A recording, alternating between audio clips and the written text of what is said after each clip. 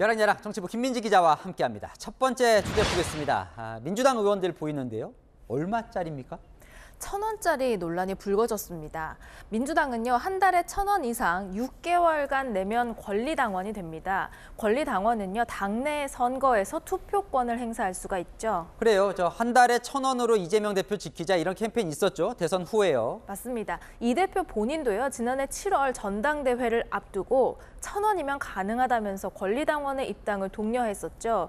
그런데요, 최근 민주당 청원 게시판에 1,000원 당원을 비하했다. 땅 파봐라 1,000원이 나오냐면서 김종민, 이원욱, 조홍천 의원의 징계나 탈당을 요구하는 글이 올라왔습니다. 청원 3일째인데요. 오늘 오후 6시 기준 12,000명 가까이 동의했습니다. 화가 나 보이는데 당원을 비하했다는 근거가 뭘까요? 네, 지난해 11월에 이원욱 의원이 주최한 토론회 발언을 문제 삼았는데요. 지금처럼 이제 1,000원 당원 중심으로 가게 되면 동원당원 문제를 해결할 수가 없고 그 점에 대한 고민을 좀 해볼 필요가 있다는 거죠. 최근에 민주당의 모습을 보면 그 사과하는 게 아니라고 하는 것이 굉장히 걱정되기도 합니다. 강제당론이나 엄격한 규율에 이 어마어마한 팬덤까지 결합이 돼가지고 사실 굉장히 의원들이 매 순간 참 스스로 비겁하고 저열한 그런 결론들을 하고 있지 않습니까?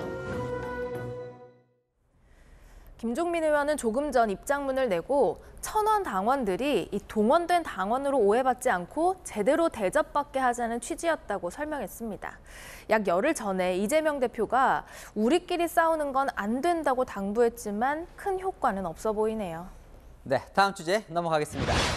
자, 대통령 순방 때 동행했던 그룹 총수들이 보이는데요. 다보스 작전은 뭘까요? 네, 윤석열 대통령이요, 순방 중에 스위스 다보스에서 글로벌 CEO들과 간담회를 열었죠.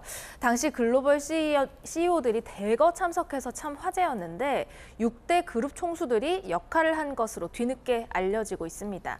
지난해 11월 윤 대통령이 G20 정상회의 참석차 인도네시아를 방문했었죠. 이때 정의선 현대차그룹 회장에게 다보스 포럼 관련 아이디어를 구했다고 합니다. 이후에 이재용 삼성전자 회장, 또 최태원 SK그룹 회장 등 총수들이 나서서 TF까지 꾸려서 간담회를 준비했다고 합니다. 전에 여랑야랑에서 소개해드렸는데 저 장면이요. 이재용 회장이 퀄컴 CEO를 소개하는 장면도 그런 배경이 있었던 것 같군요. 맞습니다.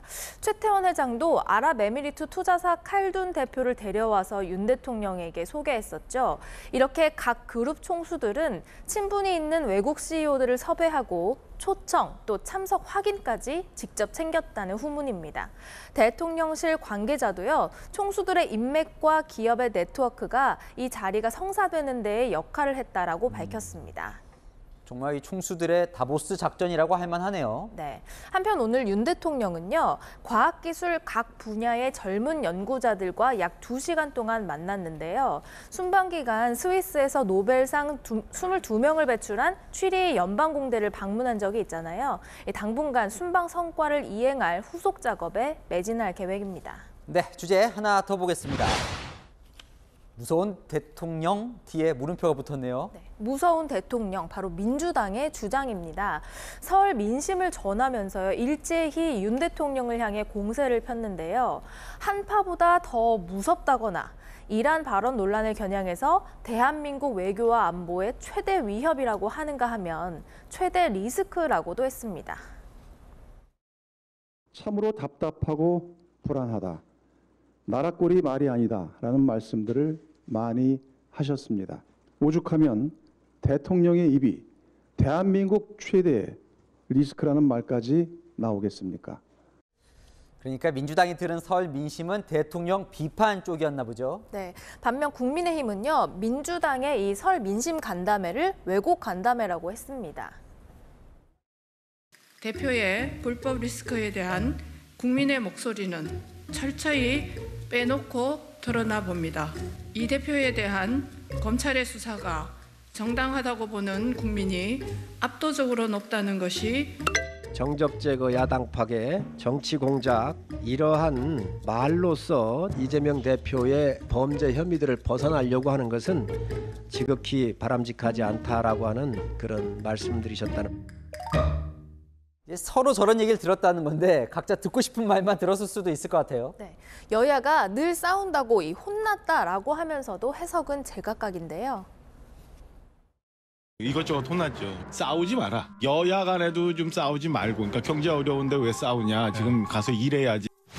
다 혼나죠. 싸우지 말라는 얘기도 하지만 민주당에 대한 요구도 분명히 있는 거죠. 민주당 제대로 싸워라. 좀 힘있게 해라. 민심은 한 목소리일 텐데 여야는 두 목소리를 내고 있네요. 잘 들어야 잘 하겠죠. 네, 지금까지 여랑야랑이었습니다.